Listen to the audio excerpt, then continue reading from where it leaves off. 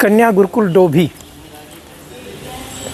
हमें अपनी बच्चियों को गुरुकुल में पढ़ाना अनिवार्य है। आज के आधुनिक युग में पाश्चात्य संस्कृति का दुष्प्रभाव हमारे बच्चों पर हो रहा है।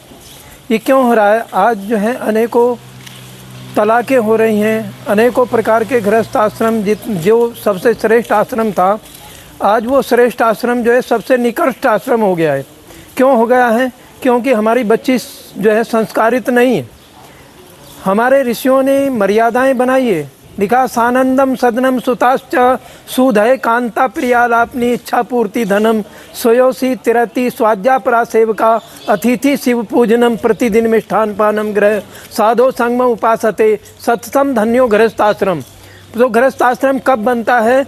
जब हमारी बेटियां जो है शिक्षित होकर के दीक्षित होकर के गृहस्थ आश्रम में प्रवेश करेंगी। तो कहा भी है कि सुताश्च सुधय, सुता कहते हैं बेटी को, सुत कहते हैं बेटे को, तो सुताश्च सुधय ये हमारा वेद कह रहा है, ये हमारे दर्शन कह रहे हैं। सुताश्च सुधय अर्थात सुता जो है वो अच्छी बुद्धि की होनी चाहिए। अगर अच्छी बुद्धि की गृहिणी गृह प्रवेश करती है, गृहस्थाश्रम में प्रवेश करती है, तो वह गृहस्थाश्रम महान बनता है।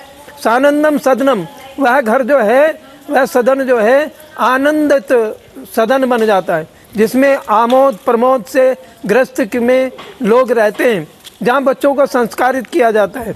जब तक बेटियाँ संस्कारित नहीं होंगी, जब तक बेटियाँ शिक्षित नहीं होंगी, जब तक बेटियाँ दीक्षित नहीं होंगी, जब तक बेटियाँ जो हैं गृह में आश्रम में प्रवेश करने से पहले गृह की मर्यादाओं को नहीं जानेंगी, गृहस्थ की मर्यादाएं का उनके जीवन में अमूल चूल परिवर्तन नहीं होगा, तब तक वो गृहस्थ आश्रम श्रेष्ठ नहीं बन सकता। श्रेष्ठ बनाना है गृहस्थ आश्रम को, तो बेटियों का पढ़ना, बेटियों को पढ़ाना अनिवार्य है, तभी गृहस्थ आश्रम ऊंचा बनेगा। हमारा जो देश है, हमारा जो आर्यवर्त देश था, वो विश्व गुरु रहा है। और विश्व गुरु किस स्तर पर रहा है? क्योंकि यहाँ पर विदेशी बेटियाँ जो हैं, माताएँ जो हैं, उन्होंने गृहस्थ आश्रम को ऊंचा बनाया।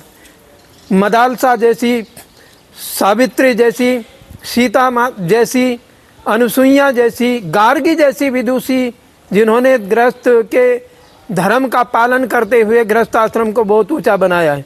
तो आज आधुनिक युग में आवश्यकता है, ये जो गृहस्थ बिगड़ रहे हैं, गृहस्थ टूट रहे हैं, घरों में आज अशांति है, उसका कारण यही है कि हमने बेटियों को शिक्षित नहीं किया, बेटियों को दीक्षित नहीं किया। आज हम आए हैं अपनी पोत्री को छोड़ने गुरुकुल डोभी, जो कन्या गुरुकुल डोभी है, उसमें हम छोड़ने के लिए उनको आए हैं। छुट्टी चल रही थी, तो यहाँ पर संस्कार दिए जाते हैं बेटियों को, उनके जीवन को निखारा जाता है, उनके जीवन में परिवर्तन किया जाता है। पाश्चात्य संस्कृति से हटा करके अपनी जो वैदिक संस्कृति है, जो अपनी जो धरोहर है ऋषियों की, उस ऋषि संस्कृति को, वैदिक संस्कृति को, सनातन संस्कृति को पढ़ाया जाता है और गृहस्थ के मूल्यों को समझाया जाता है।